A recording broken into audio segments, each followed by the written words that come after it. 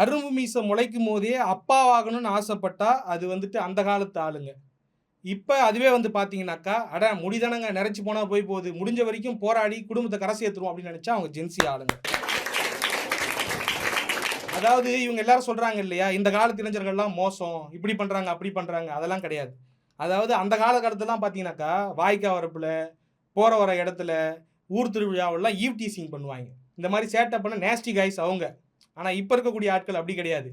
அதாவது ஒரு பொண்ணுன்னு இருந்தா, அந்த பொண்ண பாதுகாப்பான உணர்வுக்கு ஆட்படுத்தி, பெஸ்டியா இருந்து அந்த பொண்ணுங்கள பார்த்துக்கக்கூடிய ஆட்கள், நாங்கலாம் வந்து பெஸ்டி பாய்ஸ்.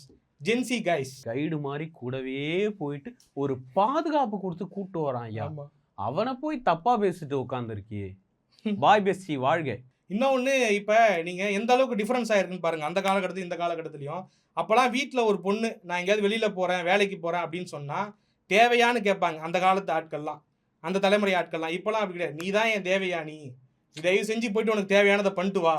அப்படின்னு சொல்லக்கூடிய ஆட்கள். தேவயானின்னு கேட்டதுக்கு அப்புறம் இப்போ தேவயானி அந்த மாரி அந்த டிஃபரன்ஸ் எப்படி இருக்கு பாருங்க. இவங்களுக்கு வந்துட்டு அந்த காலகட்டத்தில இவங்க ஹேபிச்சுவலா அஃபெண்டர்ஸா இருந்தாங்க. நீங்க கூட சொல்லியிருந்தீங்க. திருத்தணியில வந்துட்டு பார்த்தா, இந்த மாரி 4 பசங்க வந்துட்டு தப்பு பண்ணிட்டாங்க. நான் உள்ளபடியே அதுக்கு வருத்தம் தெரிவிக்கிறேன்.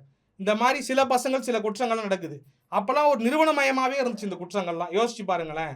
சாதி ஆணவ படுகொலை. இன்னைக்கு வந்துட்டு அன்னைக்கு எந்த அளவுக்கு கோரமா இருந்தது. சாதி தீண்டாமை, சாதி படுகொலை இதெல்லாம் வந்துட்டு இந்த கிரைம் எல்லாம் வந்துட்டு இன்ஸ்டிடியூஷனலைஸ்டா அதாவது நிறுவனமயமா பண்ண ஆட்கள் வந்து அந்த காலத்து ஆட்கள். இப்ப அங்கொன்றும் இங்கொன்றுமா தான் நடக்குது.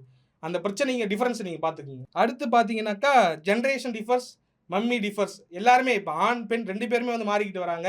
அப்பலாம் வந்துட்டு ஒரு பையன் அடுப்பங்கரைக்கு போறான், இல்ல வேற எங்கேயாவது ஏதாவது உள்ள போறான், பெண்கள் செய்யக்கூடிய வேலைக்கு போறான் அப்படின்னாக்கா, அது பொம்பளை செய்யற வேலை, அது பெண் செய்யற வேலைன்னு ஒரு கட்டமைப்பு வச்சிருந்தாங்க. பெண்களே பெண்களுக்கு எதிரா பேசுவாங்க. இப்பலாம் அப்படி கிடையாது. எல்லாரும் எல்லாம் செய்யலாம் அப்படின்னு சொல்லிட்டு நீங்க மம்மிஸ் மாறி இருக்காங்க. அது என்ன பொம்பளை பிள்ளை மட்டும் செய்யறது, நீயும் போய் செய்டான்னு சொல்லக்கூடிய அளவுக்கு இந்த ஜெனரேஷன் மாறி இருக்கு. அதனால ஜென்சி வந்துட்டு இந்த சமூகத்தை எப்பயுமே ஆனந்தமா தான் வச்சிருக்காங்க அப்படின்னு நான் பார்க்குறேன். அவஸ்தைப்படுறது என்னன்னாக்கா, நமக்கு கிடைக்காததான் இவங்களுக்கு கிடைக்குதேங்கிற அவஸ்தையில அந்த காலகட்டத்து ஆட்கள் இருக்கிறாங்க. மில்லேனியல்ஸ், பூமர்ஸ் எல்லாரும் இருக்காங்க அப்படின்னு சொல்லி என்னுடைய பேச்சை நிறைவு செய்கிறேன்.